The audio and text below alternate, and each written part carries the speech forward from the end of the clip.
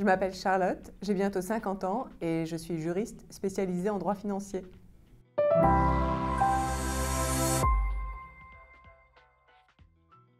J'ai suivi la formation Midjourney. J'avais entendu parler de Midjourney en lisant des articles sur l'intelligence artificielle et j'étais assez intriguée. Je savais qu'il était très utilisé maintenant dans les agences de communication et qu'il était en train de changer doucement le secteur. Moi, personnellement, je n'avais jamais pratiqué cet outil. Je me suis inscrite avec plusieurs buts. Je voulais me former sur un outil exigeant d'intelligence artificielle. On va dire que je pratique la digitalisation dans mon métier et c'était l'occasion pour moi de passer de l'autre côté du miroir et d'acquérir une expérience personnelle, pratique. Par ailleurs, je ne suis pas une digital native et je dois régulièrement faire la preuve que je ne suis pas juste un vieux crocodile. Il y avait aussi une attente beaucoup plus profonde, qui est une attente en termes de communication. En fait, j'ai toujours été très préoccupée de la façon dont mon travail était perçu et sachant que je produis beaucoup de documents écrits qui sont un peu pesants, il était important pour moi que mon lecteur ait envie de me lire et garde le plus longtemps possible la trace de ce que j'ai raconté. Pour ça, une dimension un peu plus visuelle, un peu plus sympathique, était pour moi extrêmement importante. J'avais même essayé, il y a une quinzaine d'années, de faire une vidéo à partir d'un travail. Malheureusement, le résultat n'avait pas du tout été à la hauteur. La formation a été un moment assez exceptionnel. Lorsque je suis arrivée, j'étais la seule personne qui n'était pas une professionnelle de la communication. La plupart des autres participants étaient designers ou graphistes. Et au début, j'ai pensé que c'était une erreur parce que je n'arriverais jamais, avec le peu de connaissances théoriques et pratiques que j'avais, à produire une image sur Midjourney. Mais c'est là que l'alternance théorie et pratique m'a beaucoup servi.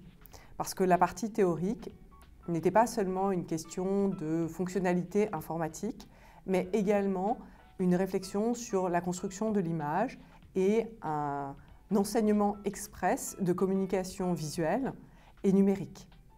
Donc, non seulement il fallait être capable de penser l'image, mais également de la construire, et le tout dans un temps assez limité, avec un outil qui lui aussi a certaines contraintes. Ça devenait beaucoup plus pratique et beaucoup plus intéressant. L'enseignement des prompts, c'est vraiment la grande surprise. C'est-à-dire qu'on doit être extrêmement précis, extrêmement méthodique. Et c'est là que l'expérience de l'enseignant fait toute la différence pour nous guider dans la rédaction du prompt.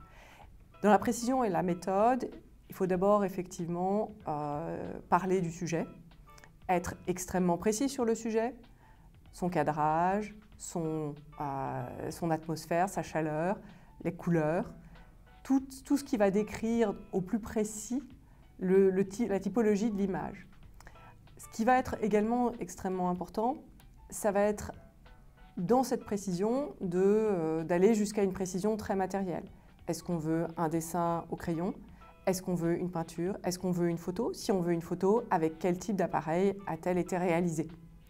Donc ça devient beaucoup plus matériel et on doit ensuite donner des caractéristiques beaucoup plus sentimentales.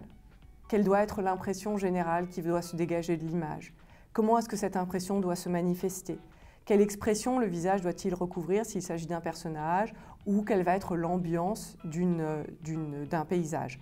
Donc tous ces aspects-là, on va les travailler au travers d'un vocabulaire vraiment très étendu, très précis, et on va également interroger Midjourney pour savoir comment lui, on va dire en étudiant nos références à nous, traduit ces atmosphères-là.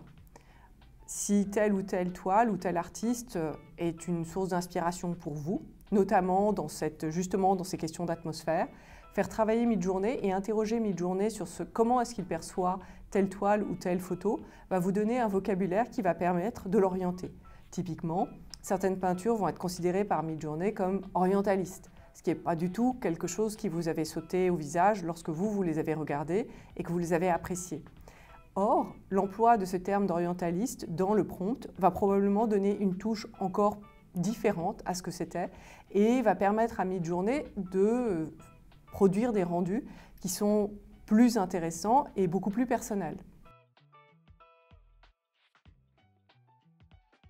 Aujourd'hui, j'ai acquis une certaine facilité dans l'écriture du prompt et j'essaye de ne pas toujours produire le même type d'environnement qui me sont chers ou les styles qui me sont chers, mais de travailler toujours sur différents supports, dessins, peintures, photos, et de donner donc de la variété et de continuer de développer dans chacun de ces supports un style et de tester la machine. Parce que la machine évolue aussi et des choses qui étaient, on va dire, plus difficiles à obtenir quand j'ai commencé ma formation sont aujourd'hui beaucoup plus simples à atteindre. De façon assez étonnante, la machine donne des choses qui sont beaucoup plus proches de ce que je me représente dès le départ.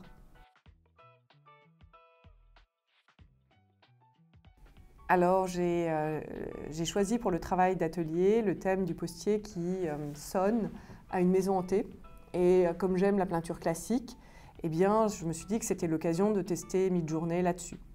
Ce qui est intéressant sur les images que j'ai produites, c'est leur unité. Elles ont une unité chromatique, elles sont en gris, en violet et en argent. C'est l'unité de l'atmosphère. C'est également, si on regarde bien les personnages, d'une part cet homme chou. L'homme chou n'est pas issu d'une peinture classique, mais il est effectivement la revisitation de personnages et de peintures classiques par Midjourney. Et ça, c'est assez amusant. Par ailleurs, si on regarde le visage du postier, eh bien, on remarque que c'est le même personnage. Et c'est donc un visage qui va avoir deux expressions différentes et, on va dire, de façon assez parfaite. C'est vraiment l'expression terrifiée et l'expression relaxée d'un même individu, dans un style classique. Je ne pense pas qu'il y ait de prérequis nécessaires pour aborder Midjourney. Je crois qu'en fait, il faut beaucoup de motivation et beaucoup d'intérêt pour Midjourney. Partant de là, professionnels comme débutants peuvent trouver beaucoup à faire avec Midjourney. Alors pour les non-professionnels, je crois qu'il y a deux points forts à la formation.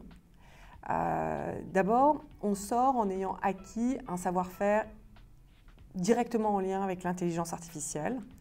Et ensuite, pour ceux qui n'ont jamais été formés à la communication, comme c'est mon cas, eh bien, on en sort avec une connaissance beaucoup plus large de la communication, notamment visuelle et numérique. Et ça, c'est grâce à l'apport de l'enseignant qui partage, on va dire, très généreusement ses connaissances et son savoir-faire dans le domaine avec les participants.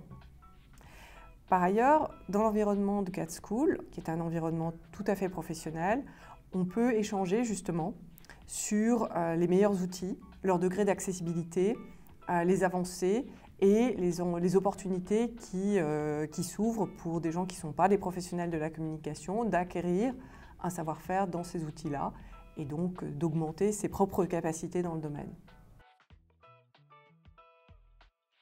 Alors cette formation, elle m'a permis d'évoluer dans ma communication et de me positionner dans un environnement dans lequel beaucoup d'acteurs, en fait, aujourd'hui, cherchent comment utiliser l'intelligence artificielle.